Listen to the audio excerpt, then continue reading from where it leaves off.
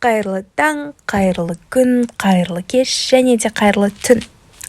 Бұл менің жетінші рет қайта жазып жатқан подкастым десе болады. Бүгін біз біріміз. Яғни подкаст тек қана мен айтам. Мен жүргізем. Басқа жоқ. Бар мен базар. Олай болса, бүгін мен алдында айтып кеткендей тонау тақырыбын кішкене ашқым келеді. Тонау дегеніміз бізде қол жағынан дегенде қатты олай емес. Ашық тонау әрине, бірақ бұл жерде адам емес, белгілі бір заңды тұлға мекемені десек болады. Бірақ бұндай бір күндерде дәл қазіргі дүрбелең уақытта бір қызық оқиғаны келіп тұрмын. Оның атауы қарақшы қарттар десек те болады. Өте қызықты атау. Қарт қарақшылар. Ол оқиғада Англияның зейнеткерлер жасаған ғасыр тонау. 2015 жылдың сәуір айының басында Лондонда Ұлыбритания тарихындағы ең батыл және ең ересқор күлкілі қылмыстардың бірі жасалды. Hatton Garden Safe Deposit Ltd жер асты қоймасынан қылмыскерлер 13.500.000 фунт стерлингке жуық алтын, бриллиант пен басқа да қымбат бұйымдарды алып шыққан. Ең таңғалатын нәрсе бұл жерде осынша байлықтың барлығын қарапайым қоқыс контейнерлерімен тасыған. Оқиға халықтың өте қызықтырған және де күлкіге қалдырған. Оқиға халықты тек тоналған заттардың көлемімен ғана емес, оның қаншалықты оңай жүзеге асқанымен және күлкі туғызарлық ұсақ-түйек қателіктермен таңғалдырған. Негізі бұл оқиғаны оқыған кезде мен де әжептәуір күліп алдым десем болады. Бірақ ең басты бірінші 13.500.000 фунт стерлинг дегенде естігенде мен қатты шок болдым десем болады. Ол бізде теңгеге аударылғанда 9.145.901.700 теңге. Менен өте қатты таңғалдырды. What is it деп қалатындай әңгіме болды.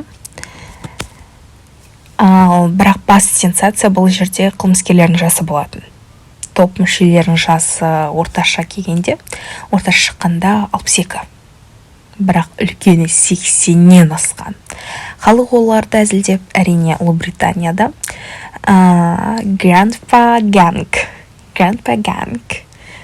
Diamond Wizards деп атаған. Орыс басылымдарында старики разбойники деп жазды. Старики разбойники деген негізі кеңестік фильм бар екен. Соған ұқсатып сілтеме жасаған екен. Бірақ ол жаққа біз кірмейміз. Біз бүгін өзіміздің англиялық қарттармен қалай болғанын білетін боламыз. Не болды, қалай болды, неге жасады деген сияқты. 2016-2018 жылдары бұл оқиғаға арналған 3 көркем фильм шықты. Бірақ та бұл оқиғаның драма жағы және де қалай болғанын адамдарға жеткізе алмады деседі. Әсерлі болмаған.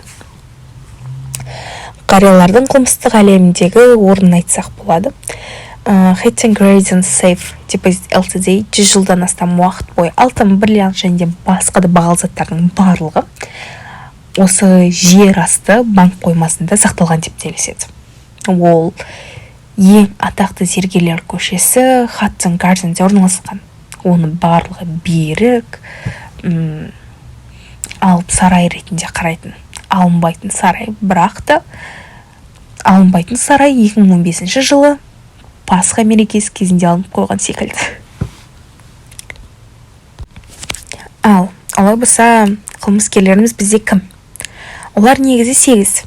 Көбі өмір бойы осы қылмыспен айналысқан, қылмыс жанында жүрген майсалмандар десек болады. Брайан Ридер 1939 жылы. Оны Басеке деген топ басшысы, лақабаты Басеке десек болады.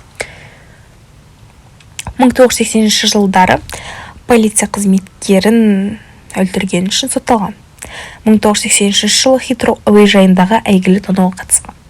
Мен бұл жайлы айтқым келеді, бірақ уақыт жетпейтін секілді. Хаттың Гарденге автобуспен келген. Біреудің бізде студенттерде болады ғой, картамыз болады, проездной, тура сол картаны біреудікімен жүрген.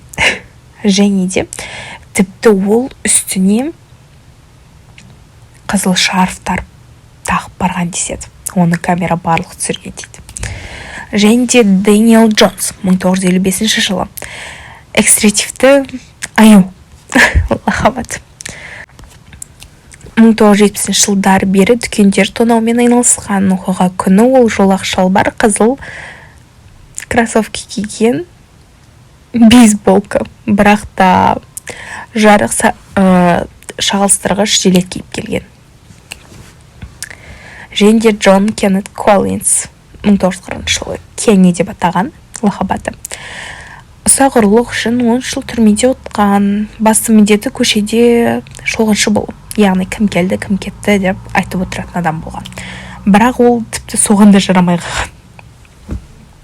Неге? Себебі ұйқы маңыздырақ болған. Көлікте ұйықтап қалған. Одан кейін Теренс Перкинс 1948 жылы туған күнде тонауға шыққан қарақшы. 1980 жылы Security Express компаниясын тонауға қатысқан.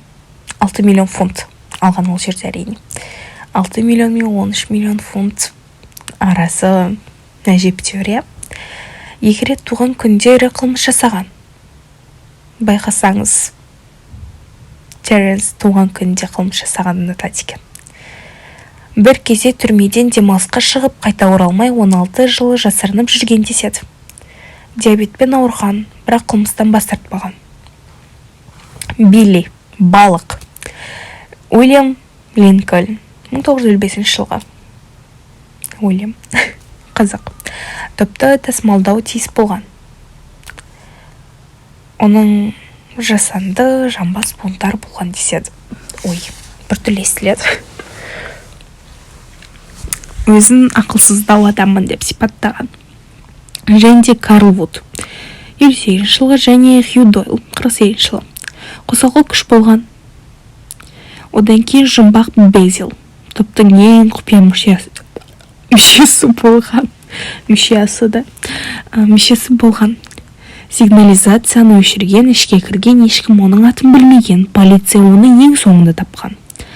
Дайындық кезегіне келетін болсақ,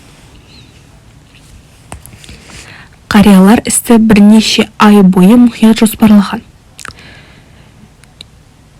Үйлерінен алмаздар туралы кітаптар, тестілер, арнайы журналдар табылды. Тура осы қариялар дайындалғандай, біз сессия дайындалайық. Коллинс апталап осы қойма жағын, осы алынбайтын қамалды бақылап жүрген.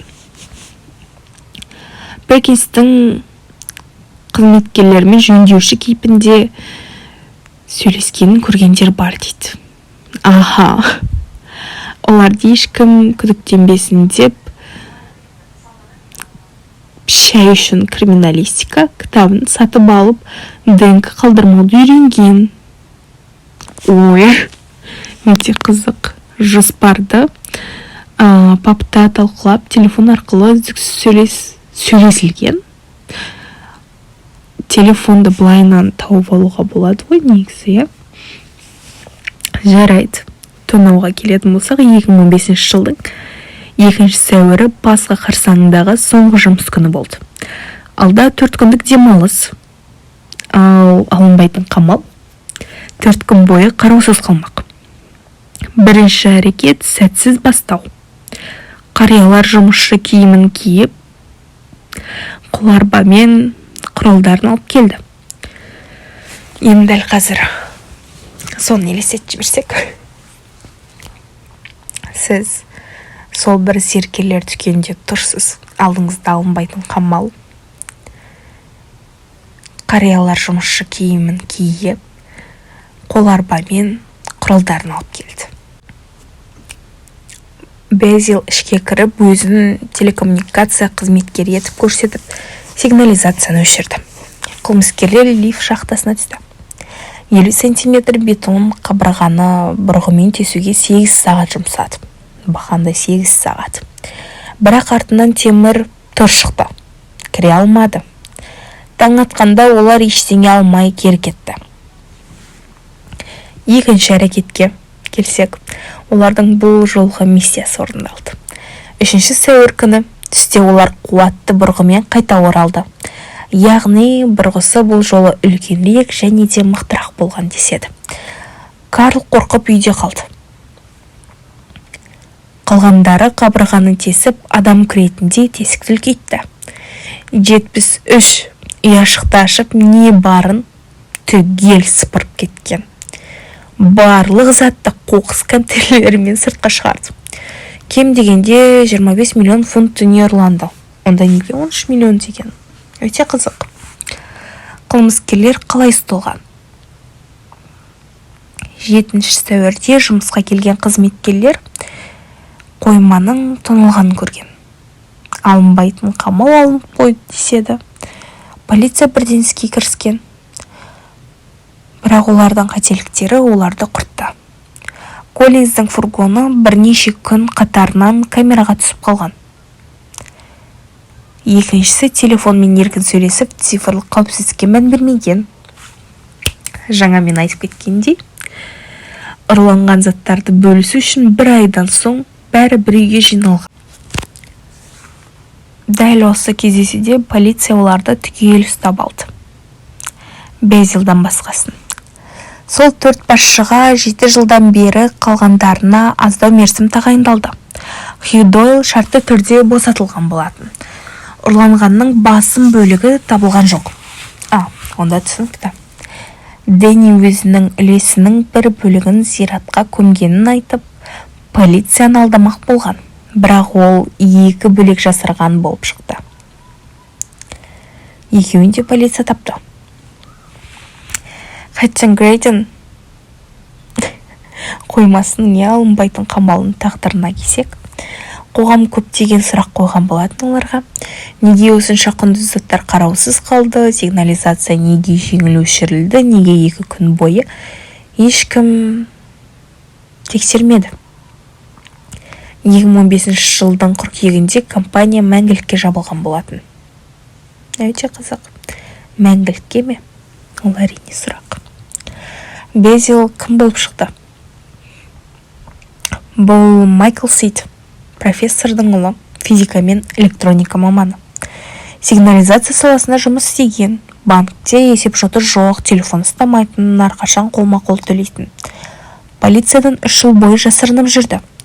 2018 жылы оған 10 жыл берілген болатын.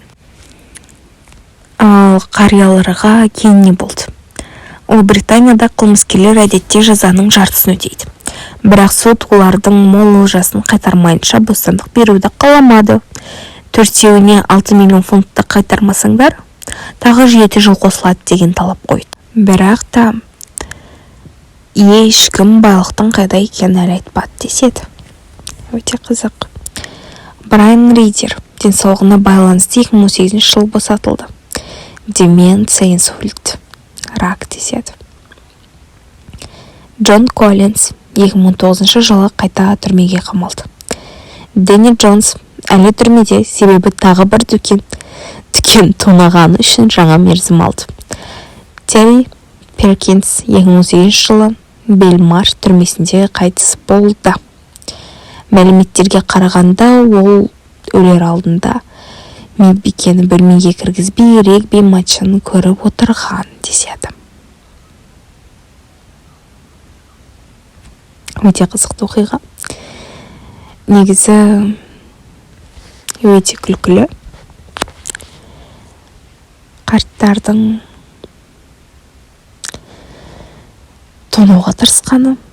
Мен басында бұны тонауға тырысып, бұларды ұстап алды полиция деп ойладым, бірақ та олар ұсталмаған екен. Ұсталғанның өзінде байлықтарды қай жерге жасырғанын айтпаған. Әрине бұл 2020 жылға оқиғаның тамамы 2025 жыл. Қазір не айтылады екен? Қызық, иә? Олардың жартысынан көбі түрмеде өмірден өткен дейді. Қарасақ 2015 жылдан 2025-ке дейін 5 жыл өтті. 5 жылдан көп десек те болады. Бірақ та бұл іс әлі халық аузында. Әрине Қазақстанда емес, бірақ Ұлыбританияда есте қалған күлкілі істердің бірі деп ойлаймын. Менің ойымша дәл қазіргі кезеңде осындай бір ғажайып күлкілі оқиғаларды естіген дұрыс секілді. Әрине олардың тонауы дұрыс емес.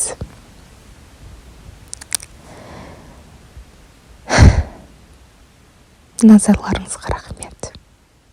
Өте қызықты оқиға болды.